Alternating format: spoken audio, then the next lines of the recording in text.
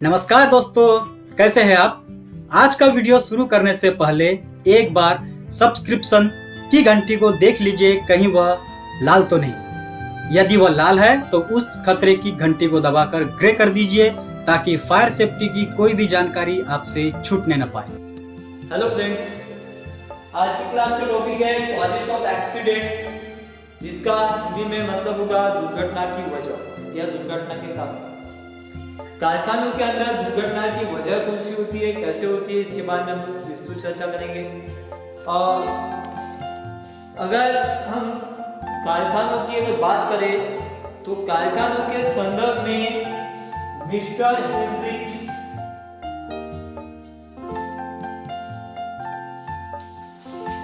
Heinrich एक सिद्धांतवादी है जिन्होंने सुरक्षा के संदर्भ में, दुर्घटनाओं के संदर्भ में अनेक प्रकार के सिद्धांत रखे हुए हैं। तो उनके सिद्धांत के अनुसार देखते हैं अपन कि एक्सीडेंट्स क्या है और क्यों होते हैं।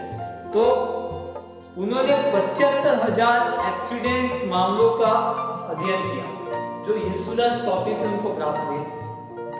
75,000 एक्सीडेंट्स मामले का उन्होंने जब अध्ययन किया, पढ़ाई की, तब उनके दिमाग में तथा उनके अध्ययन में निकल कर आया कि 98% जो दुर्घटनाएं हैं वो दो वजह से, वो है पहला है अनसेफ एक्शन और दूसरा है अनसेफ कंडीशन। अनसेफ एक्शन का मतलब होगा असुरक्षित कार्य, अनसेफ कंडीशन का मतलब होगा असुरक्षित परिस्थिति। तो ऐसी दो वजह बताई जो 98% दुर्घटनाओं के लिए कारणीभूत है। मतलब दुर्घटना की वजह जो है 98% जो वजह है वो है अनसेफ एक्शन और अनसेफ कंडीशन, जिसकी वजह से कारखानों के अंदर में घटनाएं घटती है। जो मेन वजह है अनसेफ एक्शन और अनसेफ कंडीशन। तो उसमें उन्होंने कुछ परसेंटेज बांटा।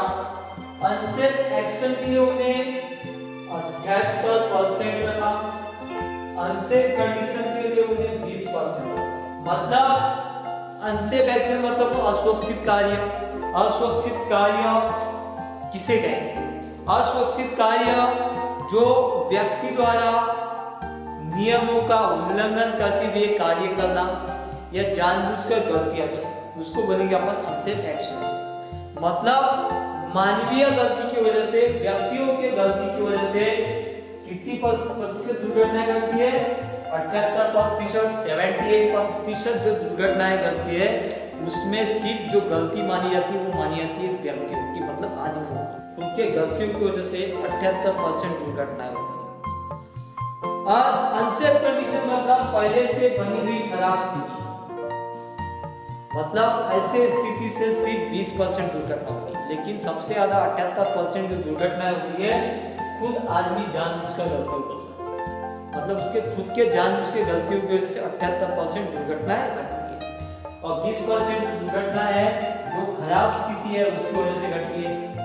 तो हम दोनों की अगर बात करें तो ऐसे दोनों मिला के 98% दुर्घटनाएं जो होती है वो अनसेफ एक्शन और अनसेफ कंडीशन की वजह से होती है। अब अनसेफ एक्शन में क्या क्या उदाहरण होंगे, किसे हम अनसेफ एक्शन कहेंगे और किसे अनसेफ कंडीशन कहेंगे, इसके बारे में हम लोग चर्चा करते हैं।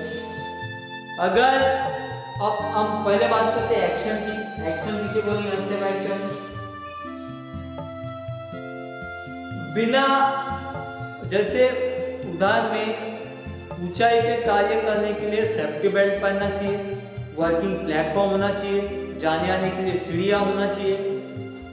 अब ये क्या हो गए? सुरक्षित तरीके हो गए, सुरक्षित कार्य हो गए।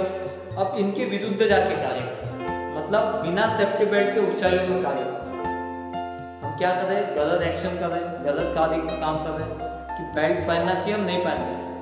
तो ऐसे कार्रवाई को, ऐसे एक्शन को बोलेंगे अनसेफ एक्शन। ये हो गया पहला पॉइंट। दूसरा पॉइंट कि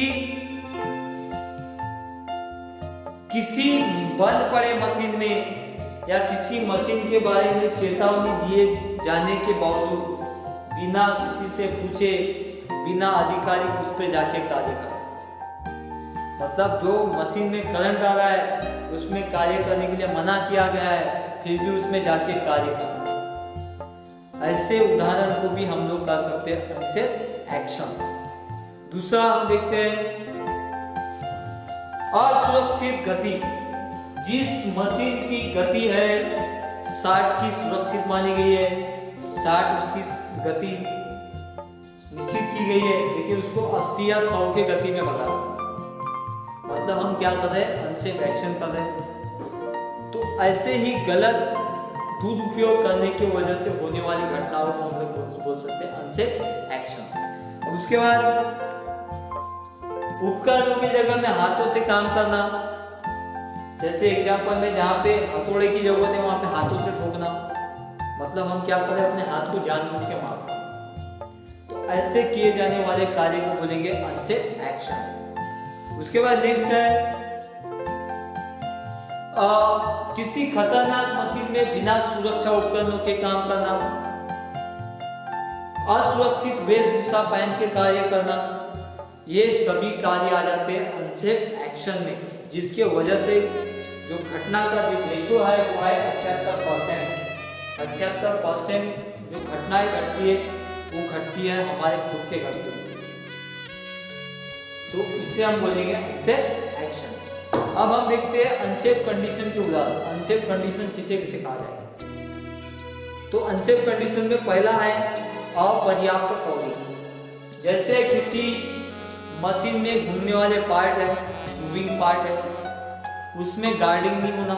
जैसे एग्जांपल में अपना फैन, टेबल फैन में गार्डिंग नहीं होना, वो क्या हो गया, अनसेफ कंडीशन हो गया, जिसकी वजह से भी क्या हो सकती है, 20% घटना की वजह बन सकती है। दूसरा है कि उसमें गार्ड बिल्कुल ना होना, घूमने वाले पार्ट के लिए गार्ड बिल्कुल ना होना, वो भी क्या होगी, अनसेफ कंडीशंस होगी। उसके बाद है defective condition, rough, sharp, slippery, wicket, crowded, crack. जैसे एग्जांपल में जाने आने के फर्श पे ऑयल गिरा रहना, मतलब स्लिपरी होना। जाने आने के मार्ग टूटा फूटा होना, जैसे रास्ते होते हैं। ऐसे परिस्थितियों को जो खराब है, ऐसे परिस्थितियों को बोलते हैं अनसेफ कंडीशंस, जिसकी वजह से कितनी घटनाएं घट सकती है, 20% दुर्घटनाएं घट सकती है। उसके बाद नेक्स्ट उदाहरण देखते हैं कि नाइट के समय जब कार्य चल रहा हो तो वहां पे प्रकाश व्यवस्था बराबर न होना, वो भी अनसेफ कंडीशन है। कमरों में वेंटिलेशन न होना। उसके बाद जाने आने के मार्ग में कोई खंबा या कोई सामान रखा होना, कार्यस्थल में खराब हाउसकीपिंग होना, ये सारी आ जाती परिस्थितियां, असुरक्षित परिस्थितियों, जिसके वजह से कितनी घटनाएं घटती है, 20% घटनाएं घटती। तो ऐसे हम लोग अनसेफ एक्शन, अनसेफ कंडीशन में कुछ सुधार करते हैं, उनमें कुछ सुधार लाते हैं, तो डेफिनेटली 98% दुर्घटनाएं क्या कर सकते हैं, हम लोग आसानी से रोक सकते हैं। तो मेन जो दुर्घटना की वजह है अनसेफ एक्शन और अनसेफ कंडीशन। अनसेफ एक्शन की वजह से 78% दुर्घटनाएं घटती है और अनसेफ कंडीशन की वजह से 20%। अब 98% हो गए, अब 2%, 100 में से 2% किसके लिए छोड़ा गया, तो निसर्ग के लिए छोड़ा गया। अब निसर्ग की जो आपदाएं होगी, भूकंप होगा, बाढ़ होगी, बिजली गिरना होगा, ये किसी के हाथ में नहीं होती, वो निसर्ग के ऊपर होती है। इसलिए 2% काय पे छोड़ा गया, निसर्ग के ऊपर छोड़ा गया, उसको हम लोग काउंट नहीं कर सकते। लेकिन 98% दुर्घटनाएं क्या की जा सकती है, हमारे माध्यम से रोकी जा सकती है। तो कारखानों में जो दुर्घटनाएं की वजह है या दुर्घटना के जो कारण है वो है 2 अनसेफ एक्शन और अनसेफ कंडीशन। तो इस चैप्टर के माध्यम से हमने देखा कि दुर्घटना की वजह कौन सी है, वो क्या है और कैसी है। अब दूसरे क्लास में हम लोग किसी नए टॉपिक के ऊपर में चर्चा करेंगे। Thank you. और आगे ऐसा ही एक फायर सेफ्टी से संबंधित टॉपिक लेकर फिर से हाजिर होंगे। तब तक के लिए गुड बाय। जय हिंद, जय सुरक्षा।